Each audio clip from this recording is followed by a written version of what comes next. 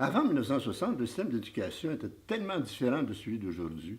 C'est méconnaissable, hein, c'est totalement différent. Tout d'abord, premièrement, c'était un système d'éducation très élitiste. Il n'y avait qu'une petite couche de la population, surtout des hommes, des garçons d'ailleurs, qui pouvaient faire un cours classique de 8 ans et entrer à l'université. Si bien qu'à cette époque-là, on peut dire qu'à peu près 10 à 15 de la population profitait du système d'éducation.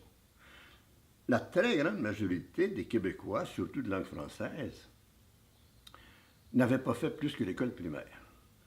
Nous avions donc, à cause de ce système élitiste, une grande majorité de la population qui était sous-scolarisée. Il n'y avait de public que l'école primaire. Elle était publique. Mais après l'école primaire, le secondaire, le collège, l'université, c'était privé. Et donc payant. Ce qui explique la sélection qui se faisait, hein? Une sélection économique, une sélection culturelle, une sélection sociale. Deuxièmement, le deuxième trait, c'était un système très cloisonné, c'est-à-dire fait de silos cloisonnés. Par exemple, le cours classique durait 8 ans. Or, pendant ces 8 ans-là, il y avait beaucoup de décrochage. On considère qu'à peu près 75% des élèves qui commençaient un cours classique ne le finissaient pas. 75% de taux de décrochage, c'était énorme. On commençait 100, puis on finissait 25-30. Qu'arrivait-il à ceux qui quittaient le collège classique après 2 ans, 3 ans? Bien, ils n'avaient aucune possibilité de rentrer dans le système nulle part.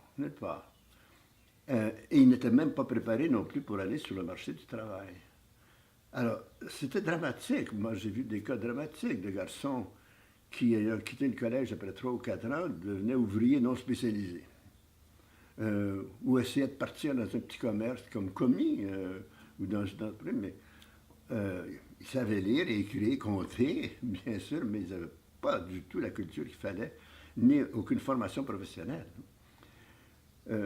Et donc, ça c'est un exemple, mais il était fait comme ça, le système d'éducation, de parties qui étaient isolées les unes des autres. Il n'y avait pas de passerelle entre ces différentes parties.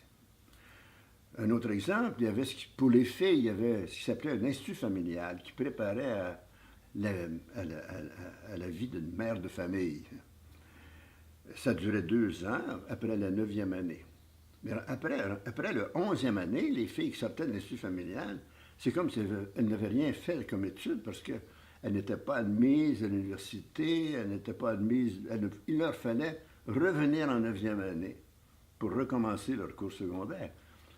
Puis ça, c'était pas possible à l'époque. Donc, c'était un système très figé, très fixe. Un troisième aspect de ce système d'éducation de l'époque, c'est qu'il était très défavorable aux filles. Les filles n'avaient pas accès au collège classique, ou à peu près pas. Il y avait quelques collèges classiques pour les filles, mais ils étaient petits et réservés à une bourgeoisie, finalement. Et donc, par exemple, quand j'ai commencé mes études de droit en 1944, nous étions 130 étudiants dans la salle de cours. Il y avait 4 filles et le reste des gars. Il n'y avait pas de filles en médecine, il n'y avait pas de filles en polytechnique, il n'y avait pas de filles en sciences. Les filles pouvaient réussir à entrer en lettres, en histoire, en service social, mais c'était à peu près tout. Donc, des filles à l'université, c'était très réservé à quelques facultés, mais il n'y en avait pas beaucoup de femmes à l'université à cause de cela.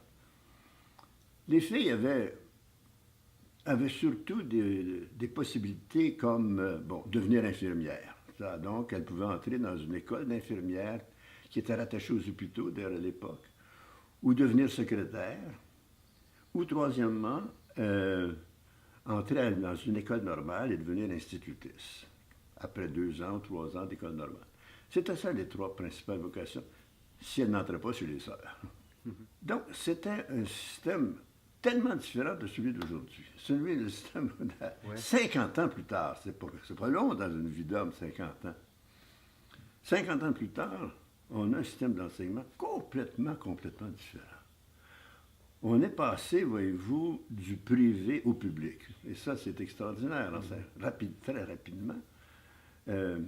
on est passé du payant au gratuit.